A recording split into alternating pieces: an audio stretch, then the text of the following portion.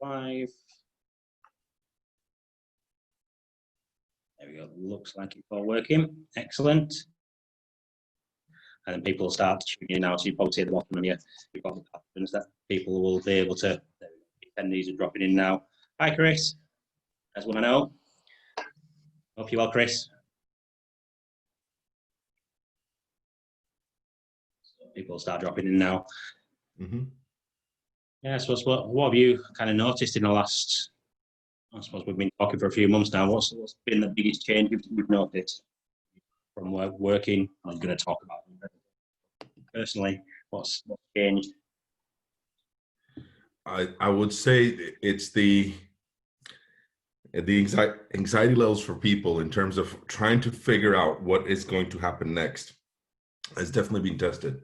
And you see the balance or the war between the optimism and the pragmatism of, okay, this is what could happen and this is what is happening. And then obviously there's the media overload, which is not helpful in a lot of cases, because that not helpful for a lot of people from a mental health perspective too, because what's happening is a lot of people are trying to put on a brave face and go through with this. And that is the worry, that part might get neglected, the mental health aspect, because there's all kinds of stress and anxieties that are not being discussed right now. And I think people are more worried about the extremities of what's going to happen financially and things like that than focusing on those little aspects too.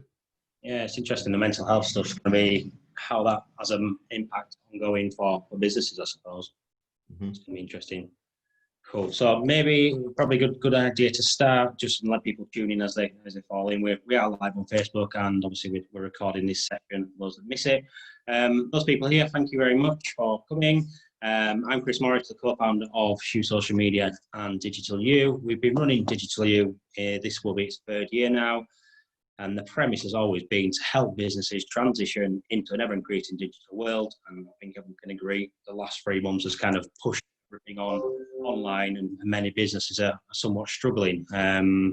So what we've been able to pull off this week is to pull in experts and our connections to come and give some of their time to share some knowledge to help you. So today we've got Amer. Said that correctly. I said earlier, I've got a good friend at Amer. It's Amer.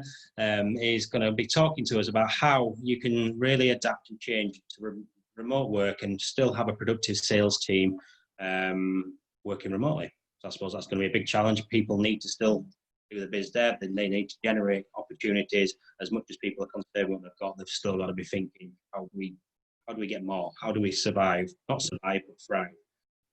So I'm going to hand over now. Oh, sorry.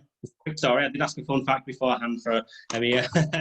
Massive U2 fan, which I thought was fascinating. Not because of the automatic play on Apple, but was a genuine lifelong fan. Been to 17 or so concerts, and the fun fact, when I dug a little bit further, we actually met the Edge, the guitarist, at a mutual friend's wedding in France.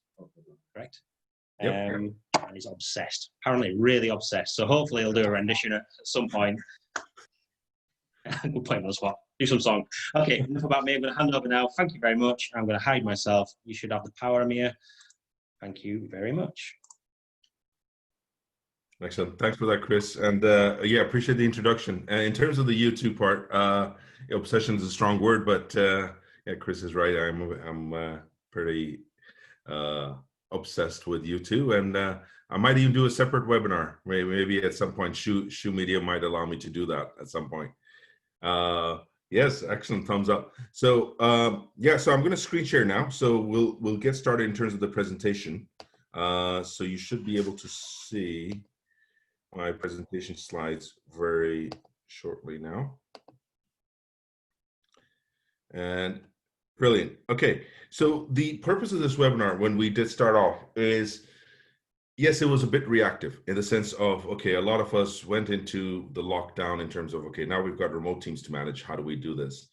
So this is coming, some of us have actually had to learn on the job in terms of how do we do this. This doesn't mean that you can't use the elements in this webinar to actually tweak, because you'll continue to manage remote teams as we continue with social distancing. But you it allows you also to compare notes in terms of the things that you've put into place.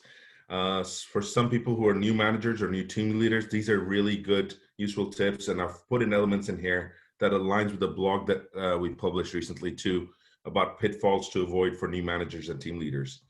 So that's going to be the kind of premise. We're going to look at the fears of remote management. We're going to look at those guidelines. I've also put in a slide in there for advising on tech stacks that we've tested personally, that I'd recommend using if you're not using, or something maybe you want to put into play for maybe testing yourself. Training on managers, their client-facing teams, and also tell you a little bit about our diagnostic session at the end, time permitting. And then if I'm sure Chris said that we will have time for Q&A. So hopefully you have any questions, I will try to address all of them. I'll put my contact details out at the end also. So just a little bit about Omnizio's story, who we are. Also joined today by my colleague, Hannah Woodruff. Combined, we've got over 30 years of experience in training and development, various sectors. Now the training specifically on sales, management teams. We've also developed a tool that allows you to retain the information better. So this is what we wanted to do was differentiate between other training firms. And the thing we did was say, okay, when you go into a training course, usually you end up forgetting the information 2 weeks later, maybe 50% of the information. So we developed a software tool that allows you to retain that information. Find out a little bit more about that, get in touch with me and we can tell you. But really focusing on developing managers, developing sales teams, that's our main thing. So I won't go too much into that right now. Let's get into the main content, why everyone's here. Let's talk about actually the fears. So some of the fears that I hear from a lot of new managers, now this is pre-COVID also, by the way. So when you're managing teams that were working from home, or you had a remote capacity to manage them, or teams that are based internationally, what were some of the fears that a lot of managers or new leaders were facing? And one of the ones was that's come up quite a lot is they weren't sure about activity levels. They weren't sure the activity levels are factual. Are they going to be enough? Are they going to be hidden? And there's a lot of insecurity around that, about possibly a drop in activity levels. Never really a concern about an increase in activity levels, always a concern about a drop in activity levels. There's also that sense of loss of control. For some reason, and this is kind of natural human behavior, that I noticed that team leaders or new team leaders who had seen a colleague work next to them on a desk were reassured that the colleague was being productive. Whereas the moment that colleague was not at that desk or they were working remotely, the question of productivity became an issue. And that loss of control of knowing what's happening became a big thing. This is something you'll face quite a lot. You'll have to communicate with your team leaders about this and actually get them to open up about exactly what they're facing. The impact on the team morale is key, because one thing that will happen, and I'll touch on this a little bit later on, is people overplay their weaknesses quite a lot actually when the fears trigger in. Now, by this, I'm talking about specifically micromanagement. Specifically when you're over checking on someone and you're not giving them the appropriate space that they need to actually operate. This can have a negative impact on team morale. And a lot of times the new team leaders or managers feel the pressure that they need to do this.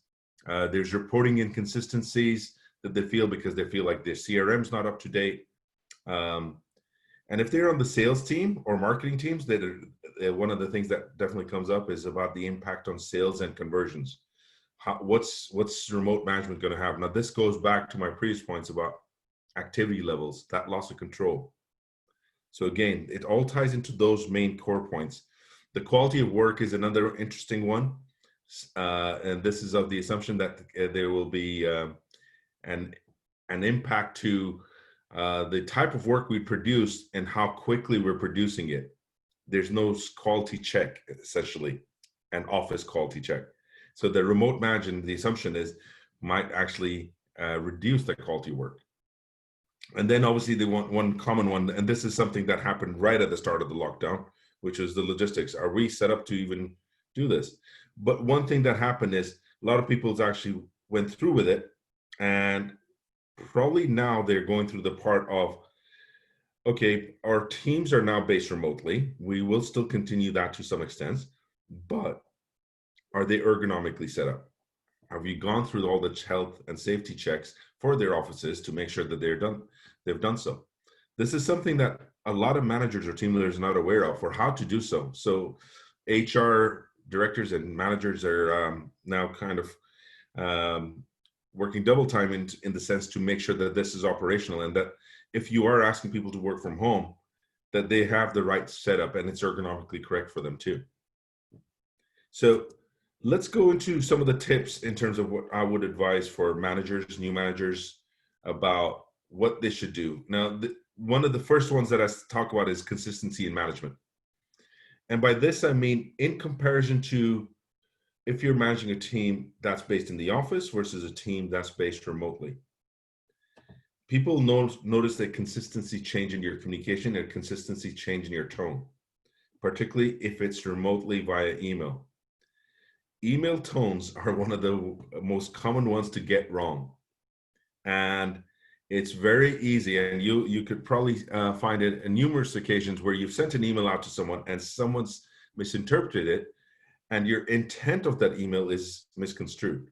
And it's that particular challenge of saying, okay, when you're doing this, particularly on remote teams, do not get just satisfied with email communications and bombard with emails, bombard with messages on Slack, for example.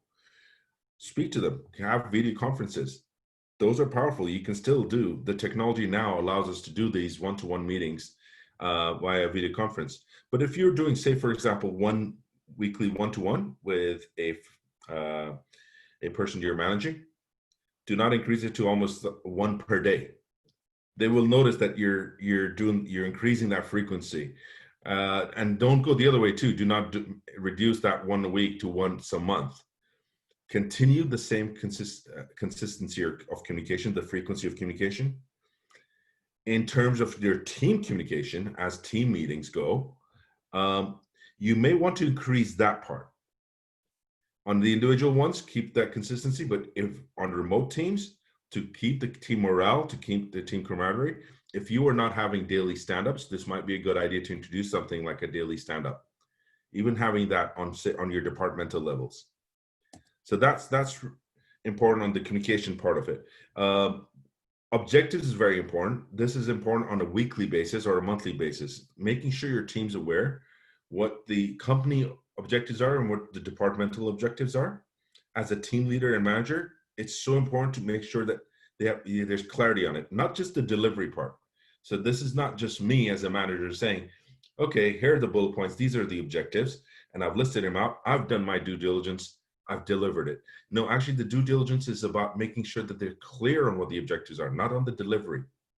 So make sure as a team leader or as a manager, you're able to explain those objectives and you're able to answer the questions of the whys. Why are we following these objectives? What are we trying to achieve? Being able to answer those questions will increase the credibility as a team leader and a manager. So particularly nowadays, and in the times of uncertainty, it's really important that managers play extra importance on clarifying objectives, addressing any fears that there may be. I go back to those tech tools, and we'll talk a little bit. There's a slide later on, I'll talk about this, about tech tools that I do mention. But the reason I want to mention here is make sure if you're asking people to use certain tech tools while they're working remotely, that you yourself as a manager and leader have used these. So you've tested them out, you've used them yourself, so you can actually address most of the questions, maybe not all the tech questions, but most of the questions, if there are any questions with regards to the tools. Communication strategy, I go back to this again. This is the frequency. This is exactly what you're trying to do. How are you doing this? Are you doing your daily stand-ups via Zoom? Are you going to do them once a week? What's the objective of them? Having that strategy in place is so important. There will be a webinar that I'm taking part in probably in about a month's time that focuses specifically on communication strategy, why it's important to have one.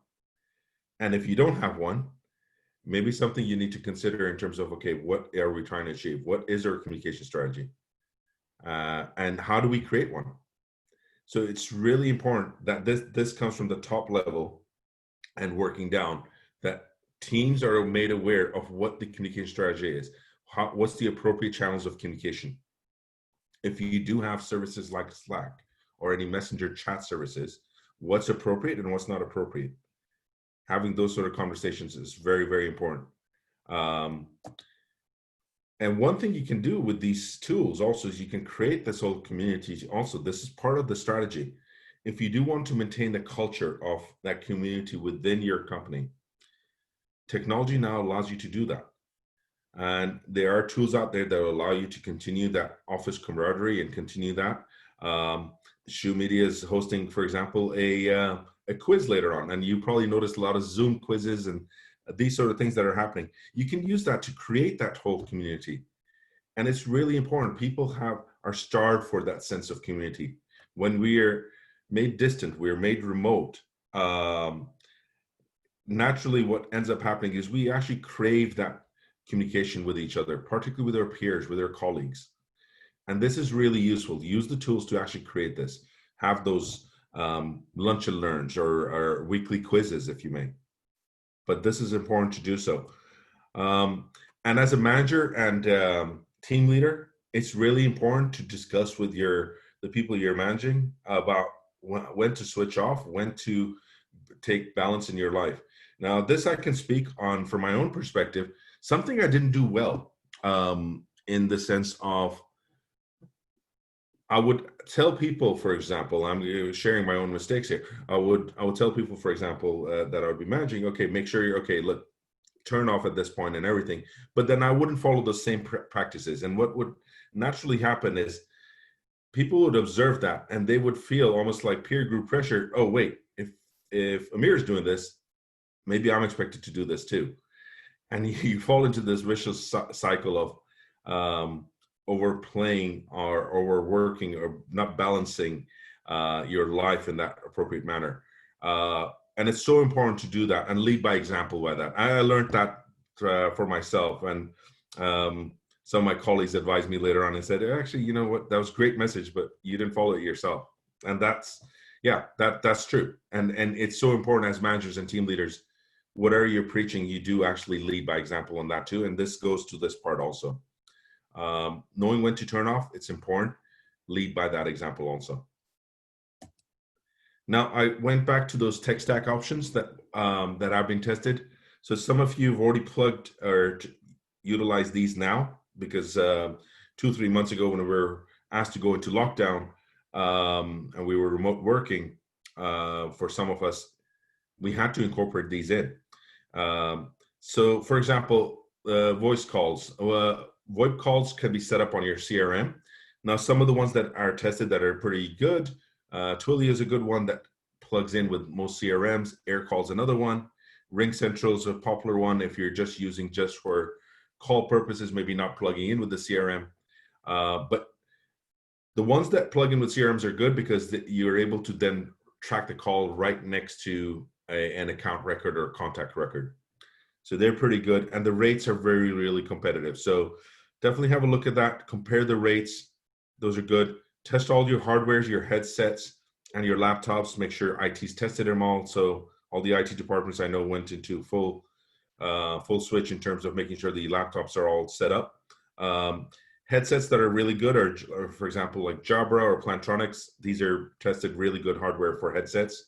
Now, the chat options that I mentioned before, you can set these up. Some of your CRMs will allow an option to upgrade and have a chat option enabled. If not, then Slack is really good for this, and it allows you to have interdepartmental team project works done or anything like that. And then using conference tools like we're using today. Zoom, obviously, very popular one. Teams, Microsoft Teams, Google Hangouts, all of these are really stable. Zoom is probably the most stable in terms of when you're trying to get multiple people on there, the quality of the video, the audio, from what we've tested. You may have a different experience. I do recommend you do your own test too. but this is what I'd recommend. I go back to this part also, speaking to your staff about the ergonomic setup of their office. If remote working is working for you, make sure that your staff is set up ergonomically correct also, and the health and safety aspects are all set up there too. And then training your staff on the storage of sensitive documents, just like you wouldn't leave, for example, CVs or sensitive documents on your office desks. How do you handle that equipment or those documents while you're remote working? Going through those practices, cloud storages, etc. Understanding what you can do, what are the options available. So now, with regards to development and managers and client-facing teams. Now, client-facing teams, now I'm talking about customer success teams here, sales teams, account management teams. Those are the client-facing teams, or any sort of engineering work that's happening client-facing also. So what's really important here with the managers, one thing that's really important to do with managers is, particularly new managers, is developing them so they're able to deliver assertive feedback while managing remote teams. Now, assertive feedback doesn't mean aggressive feedback. Assertive feedback actually means you're not hiding behind fluff. So my message, for example, let's say I'm providing feedback to Chris right now, and I am not trying to hide it behind compliments. So I'm not saying, Chris, you do this really well. Oh, but you need to work on this. Oh, but don't worry, you do this part really well too. There's a word for that. I won't use it here, but it's a sandwich. And what you're doing is you're putting in the feedback that you're trying to do and wrapping it around with the good stuff. And what may happen is someone may only hear the good stuff and forget the part that you're trying to actually advise them on. That's where assertive feedback. Now, this comes in coaching and development. And the reason why new managers and new team leaders fall into this trap is simply because of insecurity. The need to prove to their team that I'm a manager that cares. I'm a manager that wants to remain a friend, and I want to help you because I'm giving you the right advice, but I don't want to lose you. And that fear leads into providing feedback in such a fashion. So this is really important, training your managers and your team leaders and helping them become coaches. How do they give that feedback? Handling conflict resolutions is important. How do you do that remotely versus face-to-face? Some managers find it very comfortable doing face-to-face, and remotely is a whole different ballgame. And training them on that, what is the difference? What happens that's different for them? Now, going to that sales staff or the client-facing teams, training them how to deliver what they're trying to deliver on in terms of their value-added services, also your customer success teams, remotely. So you've got the remote tools now. Your client's saying that we're not allowing any client visits at our offices. We're not having any meetings. How are you still able to deliver what you need to deliver remotely to that same level, to have the same confidence? You need to train your external staff to do so. Do not expect, if your field sales staff has never done that before, that this is something that will transfer on. It's very different, and it will bring them to an uncomfort zone. And a lot of times sales staff will actually then say, actually, this is going to impact my conversions, because it will if they're not being trained. Now, online demonstration is an interesting one. Depends on what you're trying to demonstrate, if it's a software tool or hardware tool. That's where appropriate, I would recommend that training on online demonstrations, working with a marketing team to develop videos is so important, and being able to talk around those videos. Otherwise, you could do death by PowerPoint and you've lost the audience within the first 2 minutes. Now, that continuation feedback loop with managers and team leaders, some of you may have heard of this, the 360 feedback or skip level feedbacks. These are really, really useful to introduce within your teams. And it's really good for managers to get this feedback. Skip level feedback is essentially, let's say Chris is my manager. I would then give feedback about Chris to Chris's boss. That's skip level feedback, and onwards and onwards. And that feedback then gets relayed back over to Chris. Chris then is able to digest it and understand it, and it's delivered. Well, it's supposed to be anonymously, but you're usually able to figure out, okay, if you're somewhat intuitive, you'll be able to figure out, okay, where that situation was, what do I need to tweak, and how do I address it? 360-degree feedback is you can get feedback from anyone in any other department. Also very powerful, because you may have very good internal communication with your own team, but for example, a marketing team may find you actually not as part of a team player, may find that you're actually very inclusive within one section, not inclusive towards another. That's important. So really introduction of these can help in terms of the feedback loop for managers to allow them to grow and develop, particularly new team leaders. So that's this advice and everything here in a nutshell. There's quite a lot more that obviously that we can touch on in terms of training and further development on this. I've put my contact details up there here too, but I think, Chris, this would be an appropriate time if there are any questions. Then I'm happy to address any questions that people may have. Thank you. Feedback from my point. Hopefully that settles. Okay, brilliant. Yeah, Rick just got it on the Facebook Live as well next to me. That was absolutely fantastic. Thank you. I've got lots of questions. Please chat. If you've got anything, would you please fire away in the chat or the Q&A section if you'd really like to ask a person a question that relates really to your business. Now's a great time to tap into that expertise while it's here. While we wait for those questions to drop in, we've got a couple on chat. Yeah. There we go. So I'm just looking at the phone. We've got one on Facebook. There we go. We're on Facebook Live.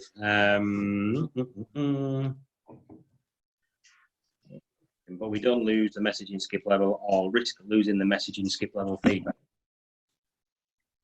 So I suppose how do you deliver effectively the message as the manager receiving the feedback, then back to your manager who's getting talked about? So trying to interpret the question that's come in. Yeah. No, and I think I've got an idea in terms of what they're trying to ask here. And if I'm wrong, please do get in touch with me and we can discuss it later on too. But I go back to the point of assertive feedback. So you remember we talked about providing, this is the feedback that was received. And then asking the question, why do you think you've received that feedback, positive or negative? Mm-hmm. Posing that question to them. So it's not putting them on the spot. So what you need to make sure that the managers and team leaders feel freedom from this exercise is, the idea of this is not for performance management. The idea for this is development as a manager. So this is not that me as, for example, my boss's boss, using that information to actually then on my manager saying, okay, you've been critiqued by 3 out of 5 members on your team. That means you're not doing a good job. That defeats the purpose, because then it will create actually more dysfunction in the team. What you're trying to do is develop those team leaders, understand. And then what you need to also do is make sure that you explain this process prior to those team leaders and managers, saying the reason we do the skip level feedbacks is to allow you to develop. And then you get the buy-in from the managers and team leaders. I get it. This is going to help me actually grow as a team leader. So they don't view it as in a skeptical fashion. And the problem where people go wrong is when that conversation has not happened, and all of a sudden I've got skip level feedback, I'm relating it directly to a performance review. And what would happen naturally is that a lot of times new managers or team leaders, they'll go on a defensive and not hear the feedback, and they'll just hear attack. And that's the problem. So I hope that explains it. I think the narrative at the start is really important. Yeah, so position it as it's a positive thing, and not a negative thing, I suppose. Yeah, absolutely. Yeah. Absolutely. I mean, you're rubbish, you're absolutely terrible at your job, and this is why the team hates you. Okay. So it's not, it's actually, this is what's being said. This is how we then put a plan into place to help you to improve. And I'll give a great example. And I always go back to experience and examples in real life that give you an idea of, okay, things where it went well. A team leader that I was involved in developing was promoted from within and everything, didn't have manager experience. And she basically, I'm going back a few years now, quite a few years. She basically at that point, from her point of view, the teams that she's managing, she tried to be everyone's friend, and she viewed that everyone loves me. I'm in a good place. There's no conflict. There's no nothing. But the moment there was a skip level introduced, and we explained the skip level, the purpose of this is to develop you. It surprised her in terms of people did not, because she wanted to be wanted to avoid any sort of conflict.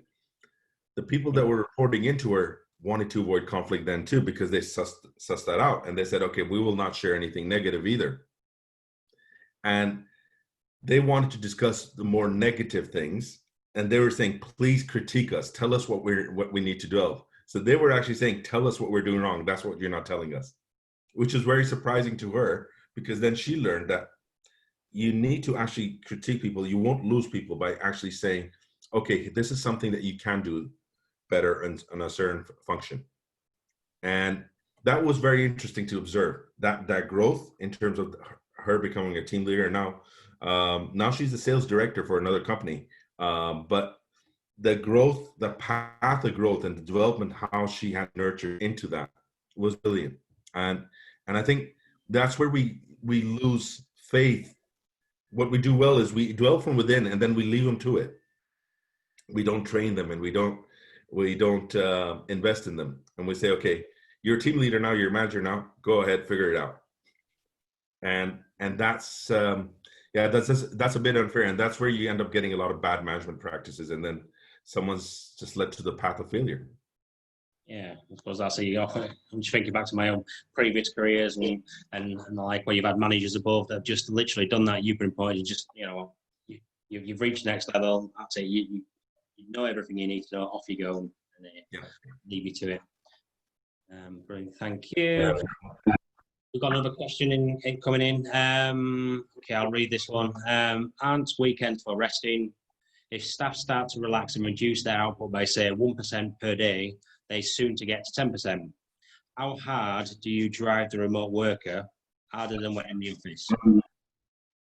Yeah, so I would qualify that a little bit more. First of all, the 1% per day. How is that measured? One. And how is that measured in relation to regular day-to-day? Now, let's assume in regular day-to-day, optimal performance is maybe at 70% productivity. I'm making some numbers up here, by the way. So 70% productivity. Now, what the assumption is, by going to remote, that optimum level is not going to be achieved. And the challenge here is, why is that the feeling? What are the distractions? Because usually in office, the reason why you're not getting the full 100% is possibly due to distractions. Other factors come into play. You get called into too many unnecessary meetings, which is a common theme that happens. So what you would assume is by remote working, you actually get a little bit more focus if the environment is there. You get a little bit more focus to actually get more productivity out. So I would challenge the part about the 1% reduction on day per day basis, because this then goes down to is, how are you measuring your performance? What tools are you using to measure it? And the awareness that people are aware that, okay, this is what my objective and my performance is being measured on. This is what I'm lead them by objectives, not by just KPIs. Tell them what their objectives are for the week as an individual, as a team, as a company. And because if you just do it by KPIs, you will actually get management by numbers, and you'll get numbers delivered to you, factual or not factual. The numbers will be made up. And many managers have experienced that, and they will see that, and they'll see someone actually just do, wow, all of a sudden I've got 200 attempted calls. That's brilliant. It's the quality, it's the output, it's the objective that you're trying to achieve. So I go back to the qualify exactly what you're trying to measure and how you're measuring it again. Brilliant. Thank you. That's a very fair answer. Thank you, Amer. And then I suppose, looking back to the past question, got just a bit of comment and the feedback. So thank you. I was thinking from my own personal experience, when I received some feedback, it was delivered negatively, but the original feedback message was positive. Too many managers are too passive and rather avoid conflict. Hence, this fantastic business tool is not being used properly. Great points. Thank you. Yeah, no, absolutely right. And I'm guilty as charged when my early days of management. I'm going back a few decades now. And one of the things you do naturally is without that, you have this insecurity. Oh, wow, I've just been given this responsibility on top of my day to day. So on top of my day to day, I've now been given a team that I need to motivate and manage, and I'm responsible for that team also. So first thing I want to do, I've become from their peer, I've gone to becoming a peer to now their manager. I need to earn that credibility, but I don't want to lose them. So let me keep being their friend. Yeah, so it happens. Transition, isn't it, to go from that? I mean, I'm speaking again from the same personal experience, going from working a long time to someone to then being their boss. Mm-hmm. Yeah, that's such a hard mindset shift. I suppose, have you got any tips on how you could manage that? Any advice for that? Well, this is where I would definitely recommend about learning about tools such as about the assertive feedback, the parent-child relationship. This is a training term that I'm using. That's something that we really focus on Omnizio. And there's a parent-child relationship that you can have as a manager to someone you're managing. And I'll give you a brief example. The reason why I use that terminology is sometimes you'll have people that you're managing that you feel like you over nurture, depending on their response to a feedback. And sometimes if they respond like a child, you become the nurturing parent. And vice versa too. They respond aggressively or they respond as a parent, you become the child. And it's you get unfortunately stuck into the seesaw loop of which one are you, and it's getting adult communication actually versus that in your feedback in comparison to parent-child. Now I'm getting a little bit more technical into our training side of it, but that's kind of like the hint, and it's a development exercise. You practice on it. Also, you practice as a team how to give that feedback to each other, because it won't come in all of a sudden naturally, and you'll just pick it up if you've not been doing it. Yeah, no, brilliant. That's really useful tips there. Thank you very much. And I suppose unless there are any final questions, just checking the chat on Facebook, nothing in there. No more questions in there. No, I suppose any closing statements from you, Amer? Anything you'd like to just finish off with? No, I'd just like to thank everyone who is watching this live on Facebook and attended here. Thank you for your time listening to us. And thank you also, Chris, to you and your team for hosting this. It's brilliant. And I look forward to participating in future ones with you. Absolutely. No, it's been a pleasure to have you. And again, thank you and Hannah. I know Hannah's behind the scenes there. Thank you both for being involved and coming forward. There's lots of little nuggets in there for people to take away, and for my experience as well, just to just some we can take into business as well. That's it. Just an FYI, the recording will be available. I know we've just had a few people tune in a little bit late, but that's fine. The recording will be made available afterwards. It's on our Facebook Digital U page too. The link and the recording will be made available afterwards. Yeah, brilliant. Thank you very much. Take care. Have a great afternoon, and join us for the quiz at 4 o'clock if you can. See you later, everyone. Take care.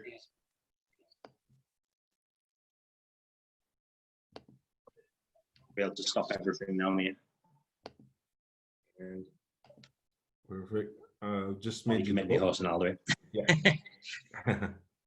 Excellent. Cool. Stop streaming and I'll stop recording.